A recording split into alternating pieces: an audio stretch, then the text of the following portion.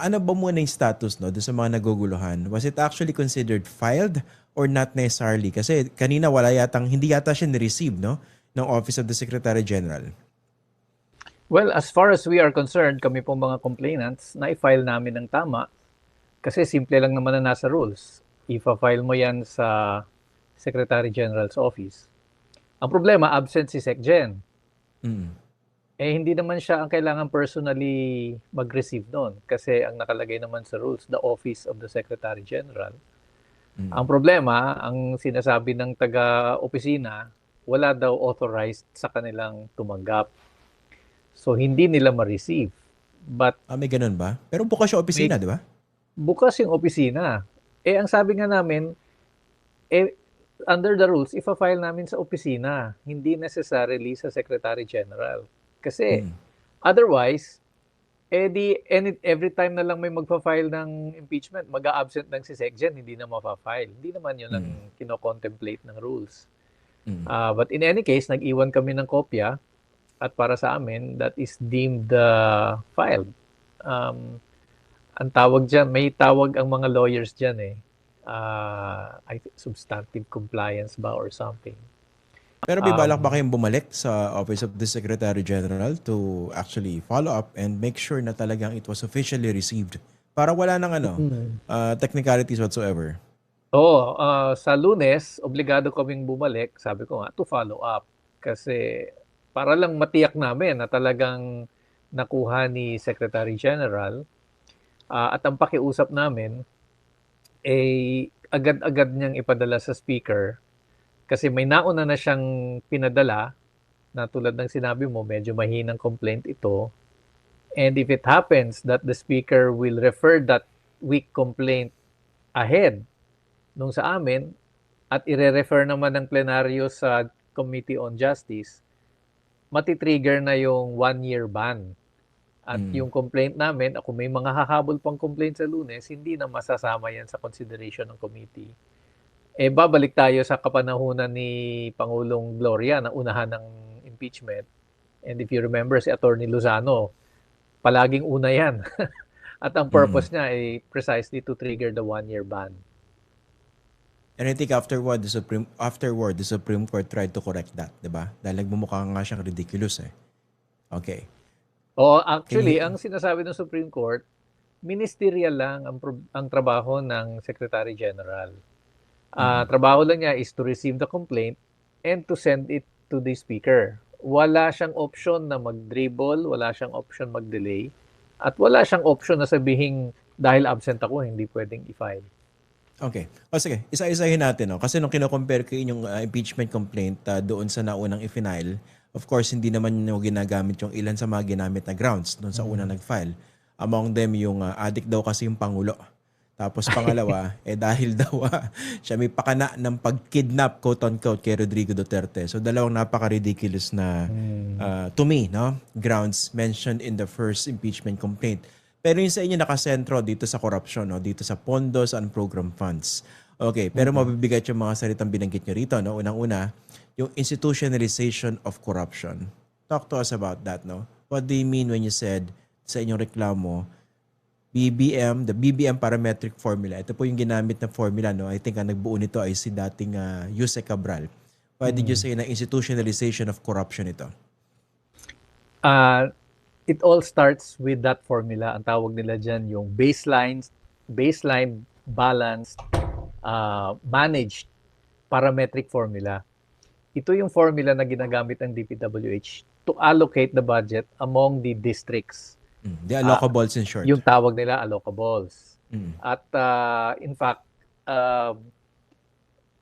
initially, parang ang dating, it is a system na medyo equitable kasi based on the baseline. So sabi nila yung baseline, yung historical data ng 6 years. Alright, so that sounds valid. And then yung balance, ang sabi nila, from this historical data ng magkano ang nakukuha ng distrito, i-consider nila ngayon yung poverty incidence, yung mga naitayo ng infrastructure, so that's infrastructure density, pati yung climate vulnerability, adaptive, absorptive capacity. So ito yung mga usual variables na ginagamit sa pagsasabi na ganito yung kailangan mong projects at ganito yung halaga. So okay pa yon. So we're baseline, balanced. Ang problema yung pangatlong criteria nila, yung tawag nila Managed. managed. No? At doon sa managed, ang ang sinasabi na nila doon, despite all these baseline and balanced data, meron pang higher considerations. At yung higher considerations includes yung tawag nilang priorities of the leaders of the national government and the Yeah. legislators. So doon na ngayon papasok yung political considerations. Mhm. Kaya despite the baseline, despite the balancing, makikita mo kung sino malapit sa Pangulo, yun ang may pinakamalaking infrastructure projects. And you have Kung hard sino data to kung support that. sino ang dikit sa Pangulo. At yun ang makikita natin sa Cabral Files. Diba? I think si Speaker Romualdez, si Sandro Marcos, yung mga key leaders ng administration, yun yung may malalaki. At Okay. the same time, may makikita ka mga distrito na napakaliit ng kanilang population, halos hindi naman binabaha, pero bilyon-bilyon pa rin ang nakukuha nila in terms of flood control projects or other infrastructure. So, it is used both to reward or to favor yung mga close allies. At the same time, paraan siya para mai-distribute yung mga pondo, yung parking na sinasabi nila, pinapark yung pondo sa kung saan-saan to facilitate yung kickbacks and yung lahat ng nakukuha nila doon sa allocables. Okay. So it starts from an institutionalized formula na presided over by the president. Dahil siya ang in charge of the entire budget. He signs it, he sends the National Expenditure Program, at naka 3 cycles na siya na yan ang ina-apply niya. Yeah. 2023 cycle, 2024, and 2025. Daddy, dito sa unang punto pinag-uusapan natin, so ano exactly yung sinasabing yung violation niya? Culpable violation, betrayal of public trust? Betrayal of public trust, actually. Okay. Which is more Kasi- encompassing. Oo, kasi dahil sa in-institutionalize niya yung ganyang klaseng formula, diyan na pumapasok ang naging impact niyan sa buong budget. Una, lumobo yung flood control budget.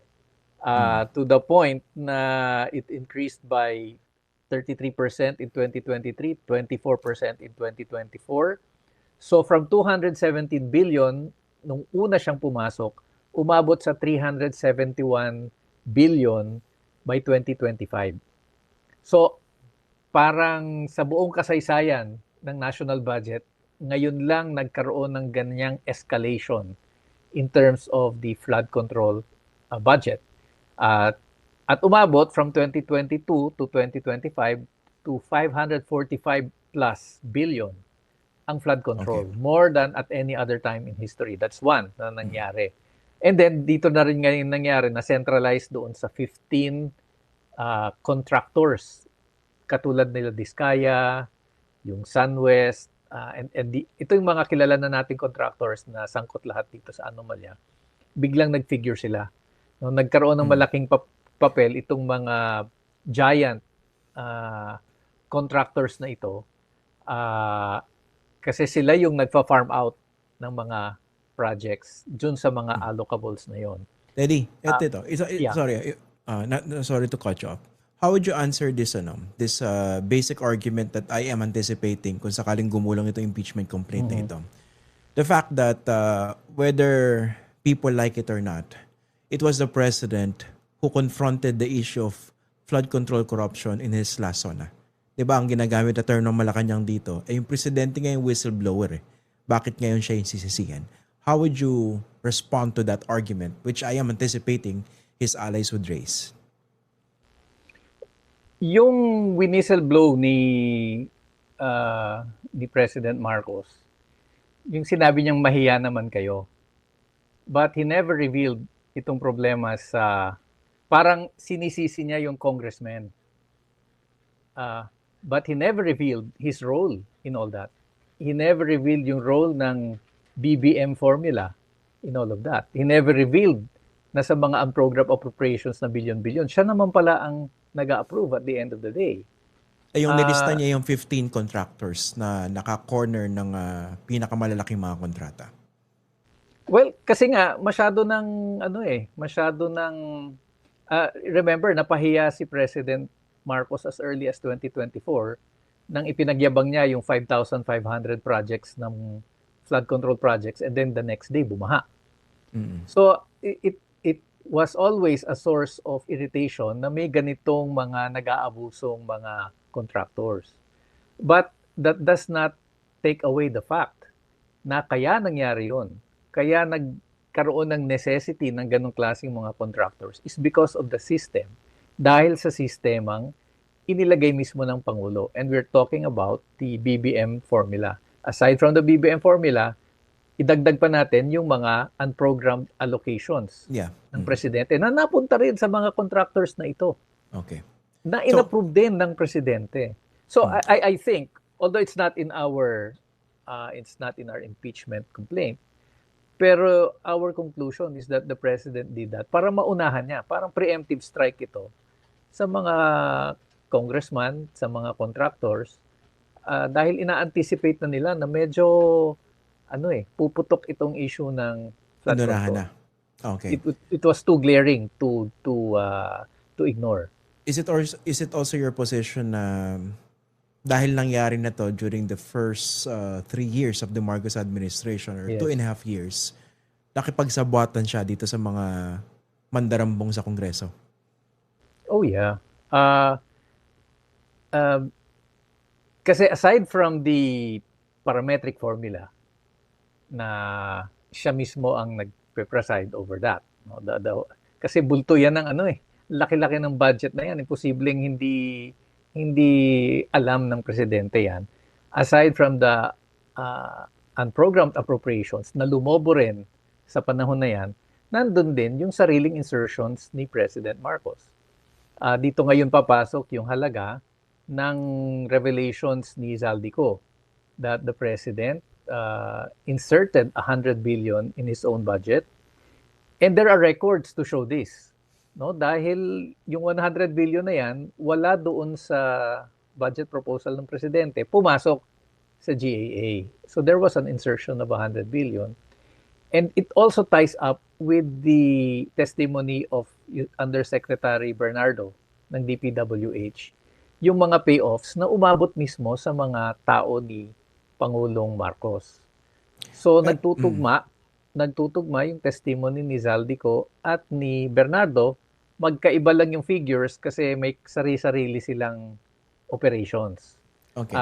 Si Zaldico was working on the allocables. Apparently